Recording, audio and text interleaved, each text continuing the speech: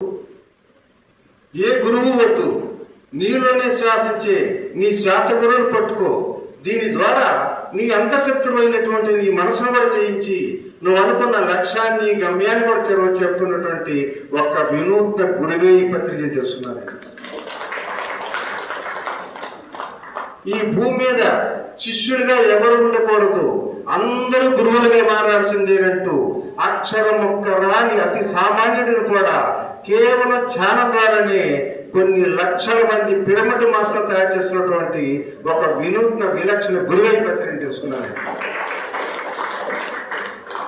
హింస చూడు, హంస పట్టుడు. హింసను వదలండి, హంసను శ్వాసను పట్టుకోండి, మాంసాహారాన్ని మానండి, జంతువులను నిషేధించనట్టు నిర్భీతిగా నిర్భయంగా కరుపుగా మాట్లాడుతూ ఈ ప్రపంచంలో ఎలాంటి రక్షణ లేని పశు పక్షాదుల స్వేచ్ఛ ఇస్తున్నాడు పత్రిక తెలుసుకున్నానండి.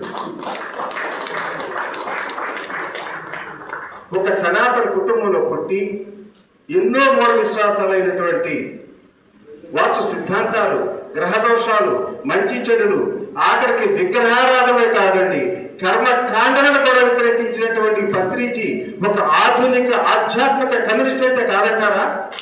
నా కమ్యూనిస్ట్ కాదా ఆయన?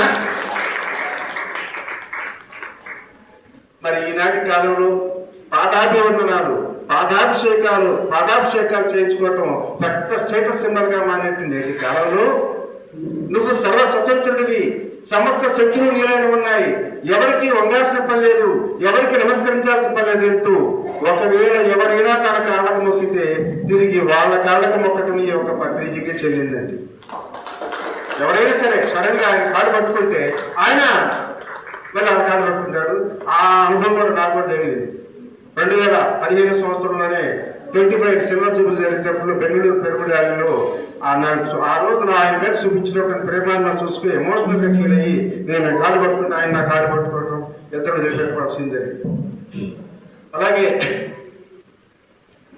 ఈ పత్రికకి వైభవంగా ఉండాలనేది లేదు, వైభవాలు కావాల్సినది లేదు, పల్లకీలు అవసరం లేదు, పట్టు వస్త్రాలు అనేది మోజు కూడా లేదండి. ఈయన జీవితం అంతా తెరచిన పుస్తకం. వందలు కాదు, వేలు కాదండి, 1,00,000కు పైగా ఆధ్యాత్మిక గ్రంథాలను చదివి ఆధ్యాత్మిక జ్ఞానాన్ని అవకాశం పట్టి ఈ ప్రపంచానికి పంచుతున్నటువంటి పత్రిజీ ఓ నడయాడే లైబ్రరీ అంటే ఏమైనా సందేహం అండి? లైబ్రరీ అంటే కాదా? మరి 2013 సంవత్సరంలో టీవీ నైనాలు చేసినటువంటి రభసాదానికి ఎంతమంది ఎన్ని రకాలుగా క్షోభించారో అందరికీ తెలిసిందే. 57 మంది పాల్గొన్నటువంటి ఒక జ్ఞాన మహాసభలో ఓ శ్రీమూర్తి గురువు అనే భావనతో ఆత్మీయ ఆలింగన చేసుకుంటే అసభ్యమని, అశ్లీలమని, దుర్మార్గమని కోడైపుస్తుంది మీడియా. మానవ మధురం అంటూ మౌనంగా సాక్షిగా ఎన్నో రోజులు గడిపినటువంటి గరళ కంటల పత్రిక కాదసారండి. ఎంత అవమానాన్ని జగలింగి ఓర్చుకోలేక మా ఆడతల్లు ఎంత క్షోభించారో అయినా సరే మౌనం మౌనం మౌనం మౌనం. మరి నాటి కాలంలో ఎన్నో ఆశ్రమాలు, పీఠాలు పెట్టి ఎన్నో సంపదలు పోగు చేసుకుంటున్న స్వామీజీలు ఉంటుంటే పత్రిజీ మీద నిందేసినప్పుడు ఏమన్నాడు తెలుసా? నాకు సంపదలా?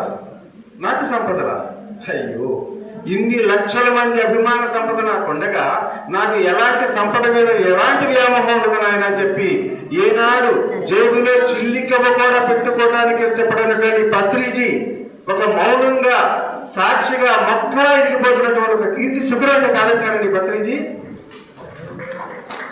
మరి అటువంటి అద్భుతమైనటువంటి మహా గురువుని ఈ రోజు మనందరం స్మరించుకుంటూ, ఎందుకంటే ఇందాక చాలా మంది పత్రిజీతో స్వయంగా మాకు ప్రత్యక్ష పరిచయం లేదనేటువంటి వాళ్ళు ఉన్నారు కాబట్టి ఆ పత్రిజీని గురించి కొంచెం తెలియచెప్పాలనే ఉద్దేశంతో ఈరోజు మీకు చెప్పడం జరిగింది. సో మరి ఇటువంటి